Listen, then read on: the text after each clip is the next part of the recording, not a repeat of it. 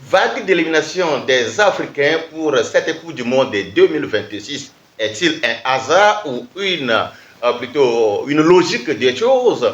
On en parle dans cette vidéo. Encore une fois, bonjour et bienvenue dans cette nouvelle vidéo. Les Africains qui se sont qualifiés massivement pour les 16e de finale. Alors, ils sont au total 10 et donc 9 ont obtenu le ticket pour la phase des 16e de finale. Et bien sûr, ça a commencé et l'on assiste depuis quelques jours à l'élimination vraiment brusque, successive, vraiment brutale de 16 Africains pour cette Coupe du Monde dès déjà la 16e de finale. Mes chers amis, j'ai la question posée. Est-il un hasard ou bien une logique des choses? Voilà la situation que vivent les Africains maintenant aux États-Unis, que ce soit au Canada ou au Mexique. Les pays africains n'arrivent pas à tenir, ou soit ils se font déjà engueuler dès l'entame du match, ou encore c'est au temps additionnel ou bien en fin de partie qu'il faut signer le glas pour les pays africains. Après, bien sûr, la Côte d'Ivoire, le RDC, vraiment, la RDC et également la Côte d'Ivoire, voilà les pays qui ont quand même le potentiel pour pouvoir rivaliser en cette Coupe du Monde, qui n'ont fait que prendre la suite libre sur un plan incliné. Alors, sur les 9 qualifiés jusqu'ici, seul le Maroc a pu obtenir son ticket pour la 8e de finale. Alors, doit-on dire que ces Africains n'ont pas les moyens, n'ont pas la capacité pour aller rivaliser avec ces pays européens ou asiatiques ou américains pour quand même décrocher leur ticket pour le 8e de finale? Mes chers amis, laissons-nous dire tout simplement que l'Afrique a encore du pain sur la planche quand il s'agit de sport, de ce sport qui est le football. Il faut voir d'abord l'élimination de la Côte d'Ivoire. L'élimination de la Côte d'Ivoire selon moi, est une illusion, une chose qui ne devait pas arriver. Alors, c'est arrivé dû à quoi? Dû au manque d'expérience de son coéquipier Ernest Faye. Alors, est-ce que c'est à lui effectivement la faute? Je dirais non, ce n'est pas à lui aussi la faute. C'est notre propre continent qui est comme ça. C'est le football qu'on joue qui est comme ça. Alors, posez-moi la question, quand on joue notre cas, quels sont les pays là qui arrivent à déranger, à poser des problèmes à un pays dans une CAN en fin de partie? Alors, nos équipes n'ont pas cette expérience-là de gérer une fin du match. Et donc, aujourd'hui, dans nos CAN, on peut se baisser les bras, à tout moment se réveiller et donc marquer un but et puis on est champion. Ça ne marche pas quand il s'agit de la Coupe du Monde. Et aussi, les coachs qui coachent ces pays africains ont vraiment oublié cette partie des choses. Alors, face à des grandes écuries, il ne suffit pas seulement de dire on a marqué un but, 2 buts et commencer par clamer haut. Et moi-même, la question que je pose aujourd'hui, est-ce que ces blancs-là sont prêts à remettre, à donner un jour ce trophée de la Coupe du Monde à une nation africaine? Alors, quand j'avais sorti un petit anecdote quand je jouais ce match-là du Sénégal, le Sénégal qui menait 2-0 face à la Belgique, tout allait bien tranquillement. Jusqu'à ce que j'avais dit à un ami, l'âge de Pape qui est sorti du banc, pratiquement à la 60e minute, qui est venu chuchoter quelque chose aux oreilles de l'entraîneur principal qui est Pape. Et là, dans un amusement total, je disais à mon ami avec qui je regarde le match là que tu as vu cet aspect de la chose. Est-ce que cet âge-là, ce qu'il est venu communiquer à Pape, est-ce que c'est une bonne décision ou bien la mauvaise? Et on riait ensemble. Et c'est à la fin du match que je me suis vraiment rendu compte que c'est là où tout a capoté. Alors, ma question, qu'est-ce que l'âge de Pape est venu lui chuchoter aux oreilles à la 60e minute? La question, elle est là.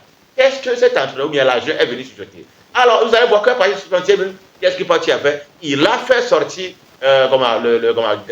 Idriss Gueye, le joueur de Villarreal. Et c'est là que tout a commencé pour le Sénégal. Et j'avais lu tout à l'heure Idriss Gueye qui a laissé un message sur son compte Instagram qui m'impose à la sélection. Mais c'est tout à fait normal. Parce que pour un match, il raconte que vous dominez totalement, qui est à votre portée. Mais je l'avais dit quand j'ai vu la vie Sénégal face à la Belgique, je dit, et enfin, une grande chance s'ouvre pour un pays africain qui est le Sénégal de s'offrir son ticket pour le 8e de finale. Et durant la rencontre, on l'a vu. Durant le match, on a vu.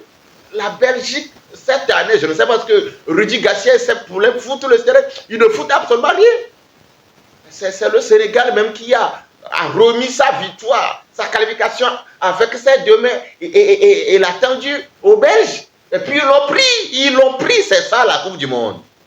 Il n'y a pas de cadeaux. On ne se fait pas de cadeaux. Le Sénégal a offert vraiment un cadeau vraiment gigantesque aux Belges. Et c'est également ce que également Inès Faye et la Côte d'Ivoire également ont fait. C'est pour la Côte d'Ivoire.